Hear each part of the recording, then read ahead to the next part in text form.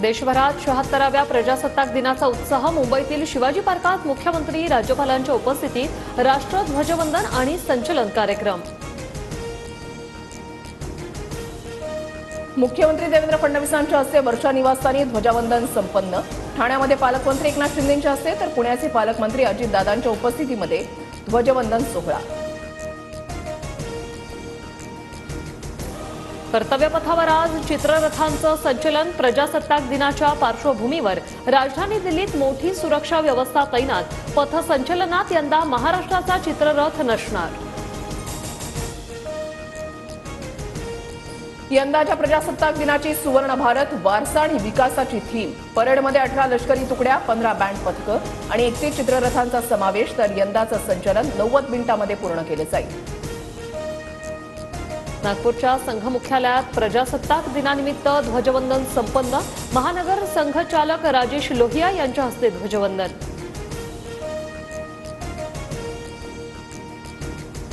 प्रजासत्ताक दिनानिमित्त पंढरपुरातील विठ्ठल मंदिरामध्ये आकर्षक सजावट। तिरंगा रंगांच्या फुलांनी विठुरायाचा गाभारा। सोळखांबी सभामंडप सजलं।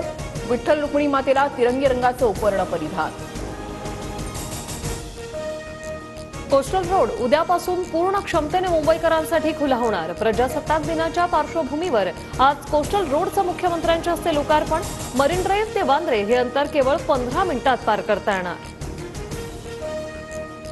गर्डर बसवण्याचं काम पूर्ण न झाल्यानं मेगा ब्लॉक लांबला। तिन्ही रेल्वे मार्गावरील वाहतूक उशिरानं। कामावर जाण्यासाठी चाकरमान्यांची रुळावरची कसरत।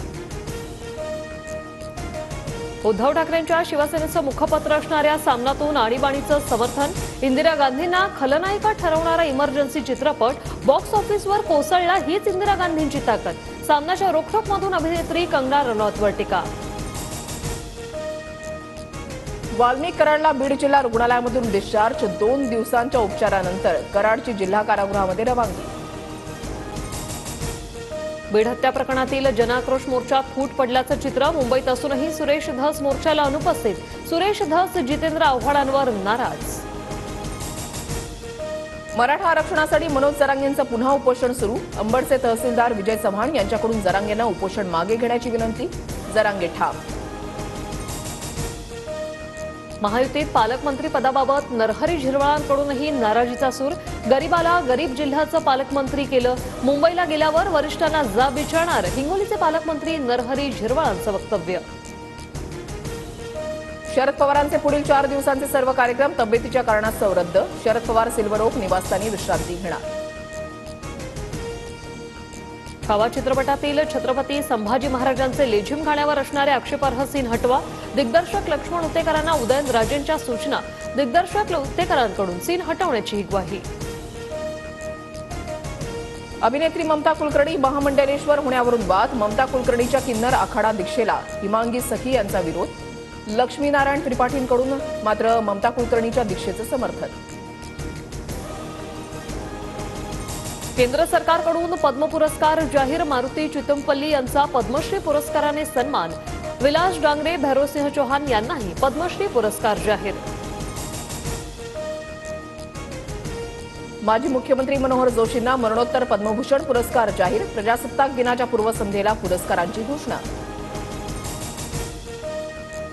ज्येष्ठ गायक पंकज उदास यांना मरणोत्तर पद्मभूषण पुरस्कार, तर अभिनेते अशोक सराफ, गायक अरिजित सिंग यांना पद्मश्री पुरस्कार जाहीर। पुण्यामधल्या जीबीएस बाधित रुग्णाचा मृत्यू। पुण्यासह मुंबईमध्ये जीबीएस बाधित रुग्णांची वाढ। पुण्यामधील रुग्णांची संख्या 73 वर, 14 रुग्ण व्हेंटिलेटर सपोर्टवर। पुणे मेट्रो सेवेच्या वेळेत वाढ। रात्री 11 वाजेपर्यंत पुण्यात मेट्रो धावणार। प्रवाशांचा वाढता प्रतिसाद पाहता मेट्रो सेवा 1 तास वाढवली। पुणेकरांना 6 ते 11 वाजेपर्यंत मेट्रो प्रवास करता येणार।